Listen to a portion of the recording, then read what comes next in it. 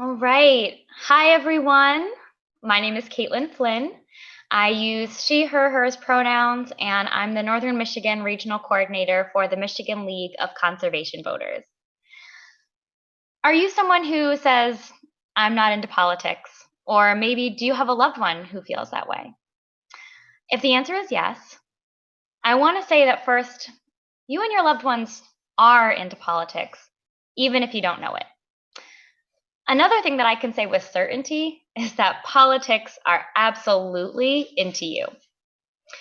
And so today we're going to give some tips on how to talk to folks about getting involved in politics through the issues that we all care about and how we can all make a difference this year. So I wasn't always into politics.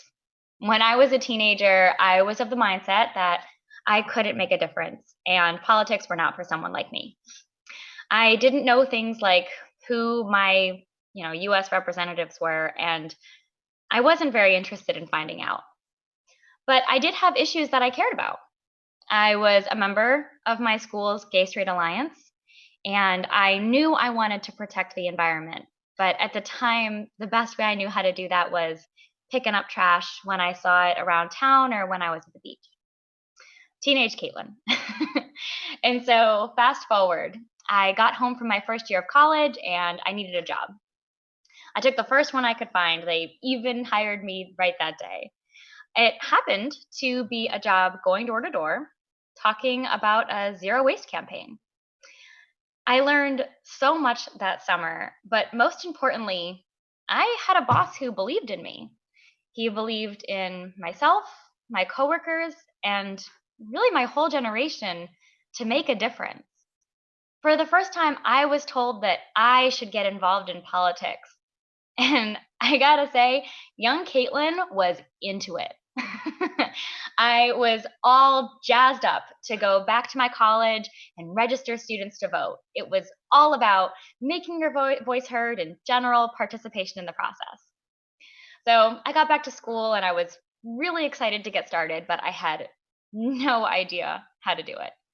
Thankfully, one day I was talking with my roommate, and she told me that there was a marriage equality campaign happening on my campus, and they were registering voters. Perfect. An issue that I cared about, and I still got to register new voters.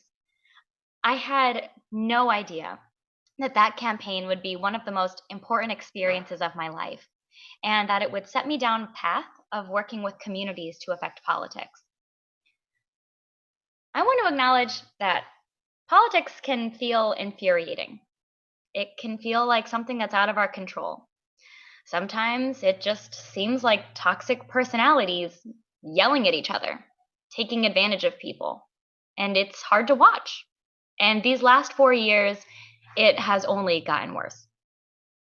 But I am here as an organizer who has helped bring victories over these last 4 years. In 2017, I was an organizer for Planned Parenthood in Maine. The Affordable Care Act was soundly predicted to have been overturned the first week of January that year. I'll never forget being sat down by my boss telling me all of this. But maybe there was a glimmer of hope. Maybe we could count on our Senator Susan Collins, who had sometimes stood with us. For the next 8 months, I was part of the team who was tasked with running 4 phone banks a week, and sometimes even more than that, to call more than 10% of Maine's population and patch them through to Senator Collins' office. People telling their stories of how the Affordable Care Act had helped them and what it would mean to lose it. What started off as bleak and hopeless turned into a victory. People flooded Senator Collins' inbox for months. Same with Senator Murkowski from Alaska, and finally Senator McCain. It was an impossible fight, but we won anyways. And so you may say you're not into politics, but I bet your boss is. Bet your landlord is. Billionaires definitely are. And by sitting out, it makes it easy for them to take advantage of us, of people of color, of low-income folks, of the LGBTQ plus community, immigrants, and more. So you and your loved ones may say you're not political, but I bet there are issues that you care about. Climate change, whose issues or effects we're just starting to feel. Clean drinking water, breathable air, shutting down Line 5, ending police brutality, ending the corruption that is often far too prevalent in politics, and access to healthy foods. These are issues that impact all of us. And so we need to be willing to take meaningful action on behalf of these issues. We have to be willing to step out of our personal comfort zones to make the connection that what we do with our privilege impacts the world that we live in, the systems that we're a part of, and who suffers.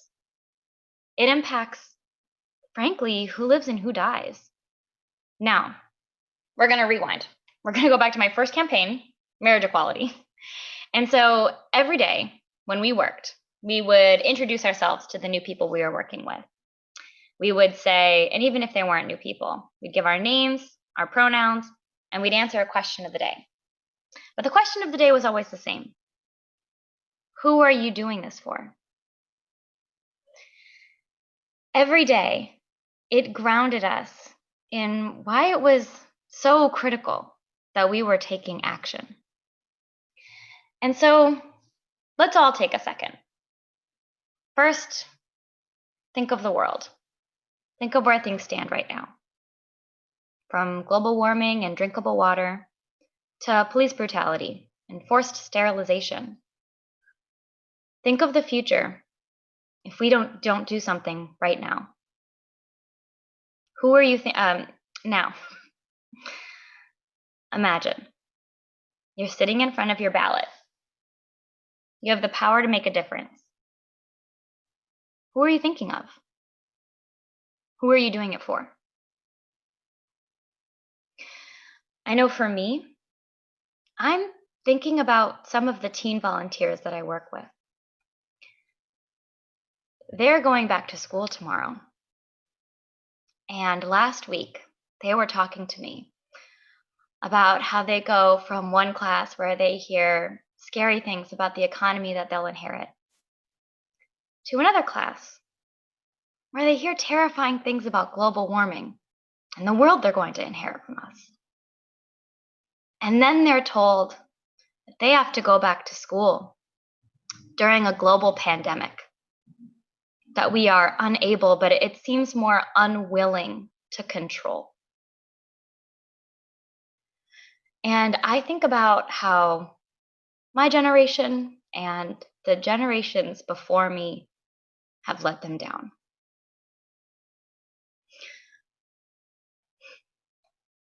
But we have an opportunity because they can't vote this year, but we can. And I can assure you as well that they volunteer multiple times a week because they know that politics at this point are life and death. When you're thinking about whether or not your vote matters,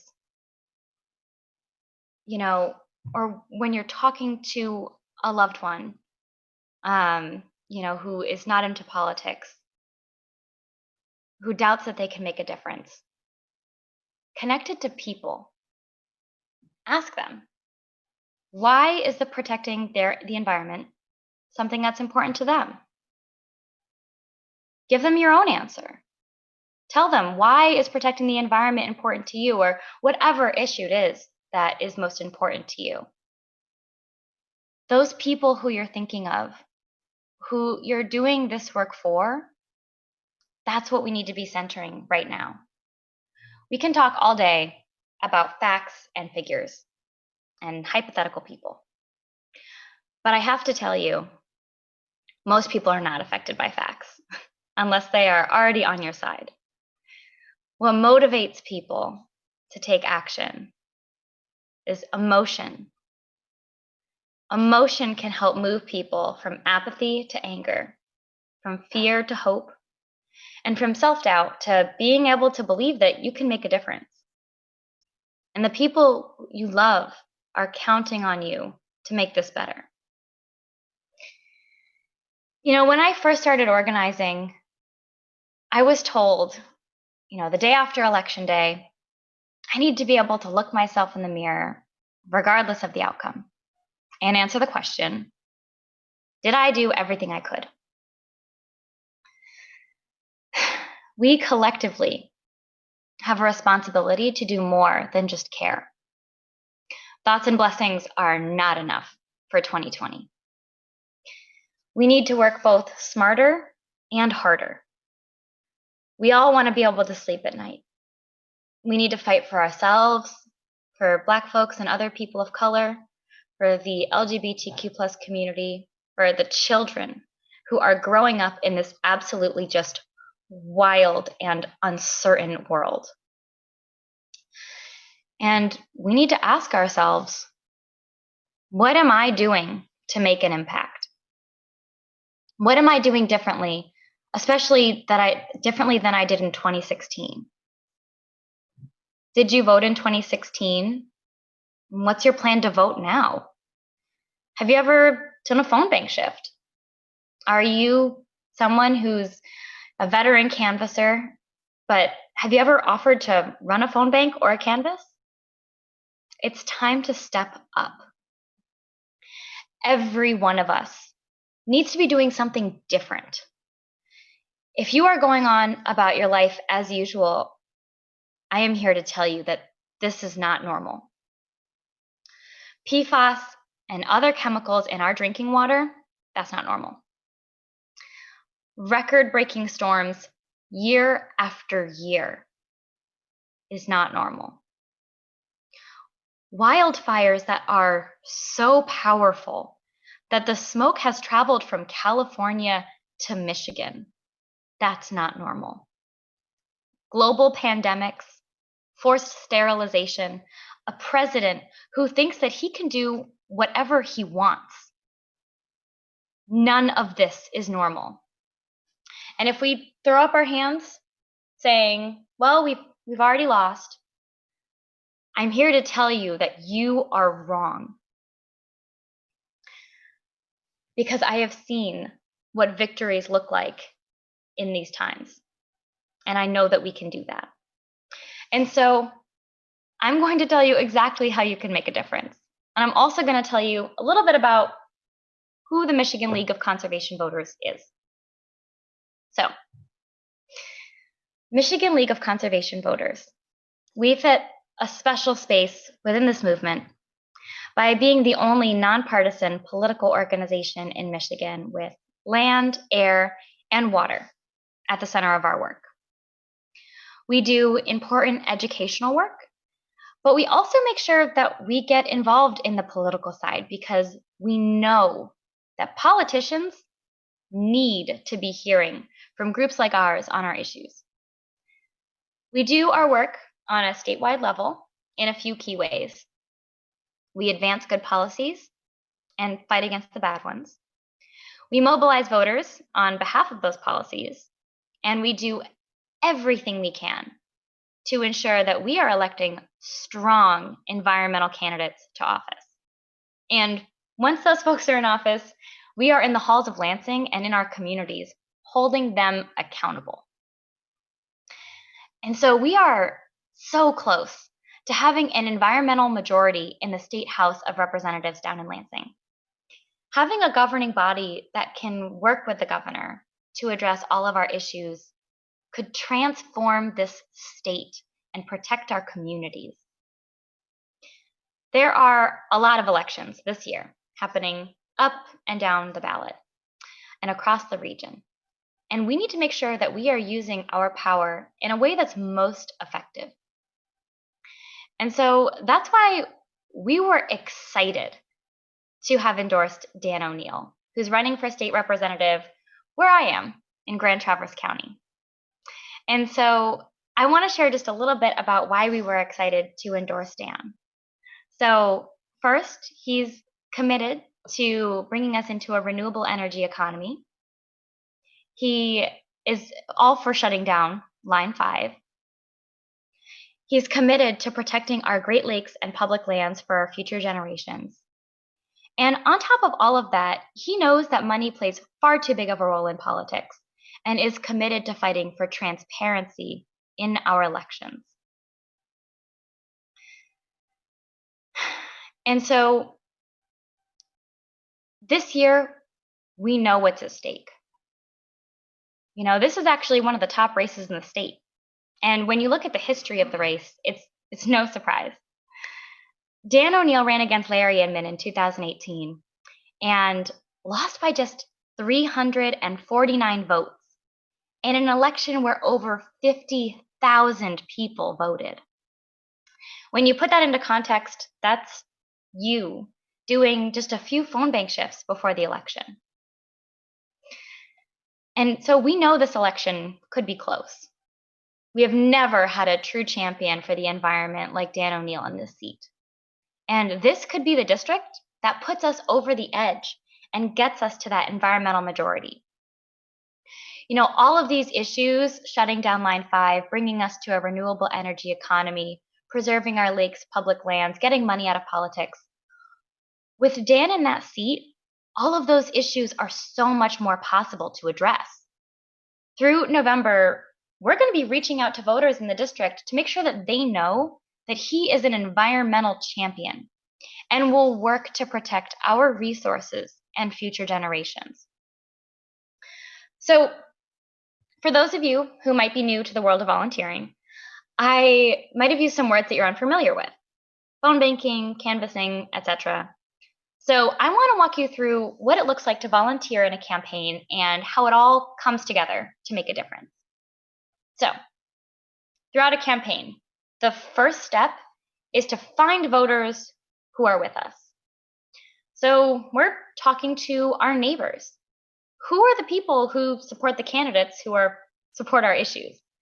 We find them by calling them during phone banks and personally reaching out to friends and family.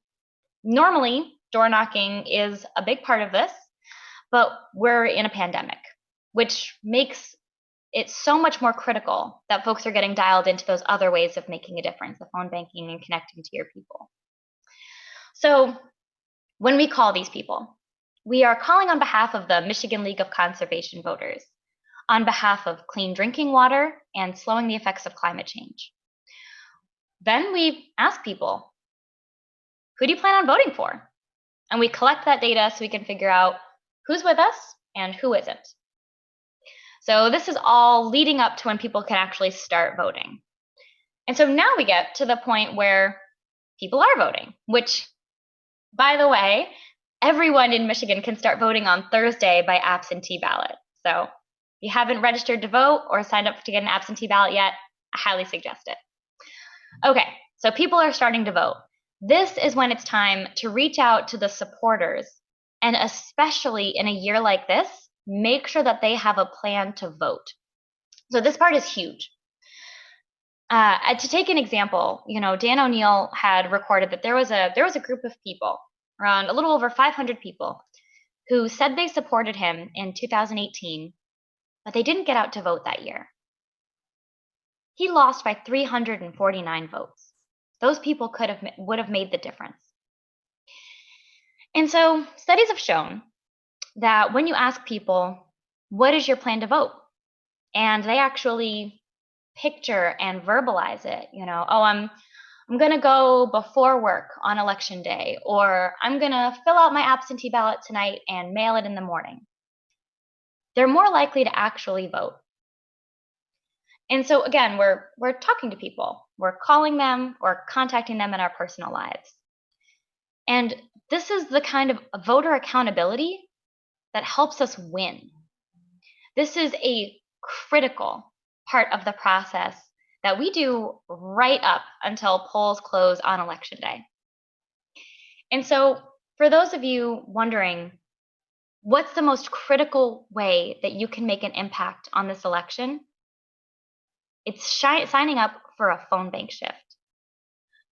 Participating in these phone banks, reaching out to our people, this is what absolutely needs to happen if we want to address the issues that we all care about. So often, Northern Michigan is left out of the political conversation. We're disregarded, and it impacts how we view our power, but it is not right. I don't know if you knew this, but in 2016, Trump won in Michigan by just 11,000 votes. But did you know that those votes were right here in Northern Michigan? I was talking to Betsy Coffia. She knocked every door in Grand Traverse County for 3 cycles. And in 2016, she saw a shift. She saw lifelong Democrats who were deciding not to vote, and others who were deciding to vote for Trump. And so, the 2016 election came and went, and she decided to look at the difference between what did the results look like when Obama was elected in 2008 and the results from the 2016 election in 6 counties nearby.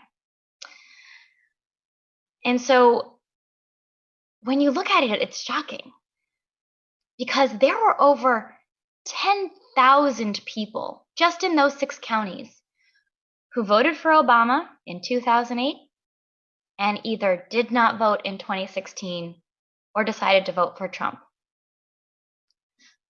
We can make a difference. It starts with phone banking.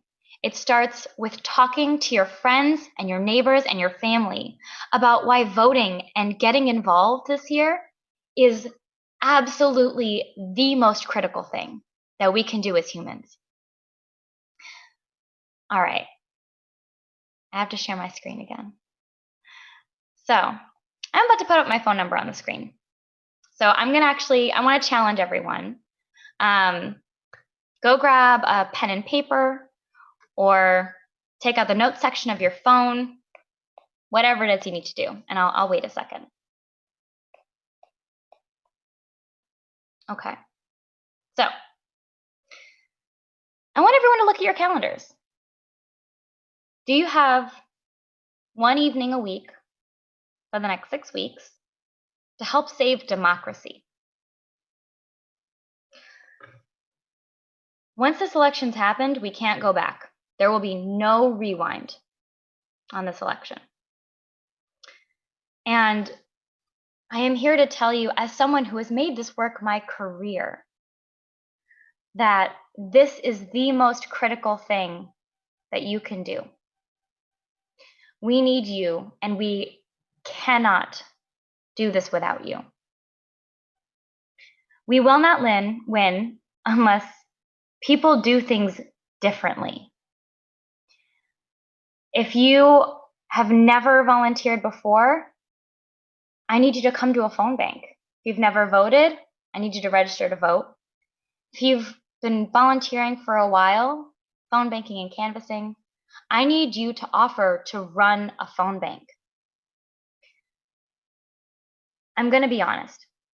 Those of us who have been in this work for a long time, we're tired. We need you. We need you to step up and do more than just vote. And so, I am hosting a phone bank this Thursday, September 24th, from 6 to 8:45 p.m. It's going to be calling voters on behalf of Dan O'Neill with the Michigan League of Conservation Voters, because I know that I will not be able to sleep at night unless I am certain that I am fighting for the future of those teenage volunteers that I told you about earlier. And so, can I count on you to join me this Thursday, September 24th, from 6 to 8:45 p.m.? If the answer is yes, text me at this number. Say your name, give me your email so I can email you the logistics. And I want you to know everything's digital, so you can do it all from the comfort of your home. There is always a training, and there's always a script as well. So we make sure that you are supported and coached every step of the way. And so I'll wait. while you're getting your phones out and all that. But again, this is the most important thing that we can be doing as a community. And the work doesn't stop after the election. There will always be more work to do, and the election is not the end all be all. But it does define what the next 2-4 years, really our whole lifetimes for this particular election, what the fights are going to look like. Are we going to be on defense? Defending, trying to get politicians to listen to us on issues like, can we drink the water? Are we going to be begging politicians to believe us that climate change is real? Or are we going to be spending that time cleaning up the mess that we have been handed? And so text me that you are able to join me this Thursday on September 24th from 6 to 8:45 p.m. And also feel free to text me with any other questions that you might have. You don't need any prior experience to get involved in this kind of work. You just need to care and to want to take action. And so I am going to end this with a quote from the late Justice Ruth Bader Ginsburg. Fight for the things that you care about, but do it in a way that leads others to join you. Thank you all for being here today. And again, feel free to text with any questions and to sign up for phone banks, and appreciate you all.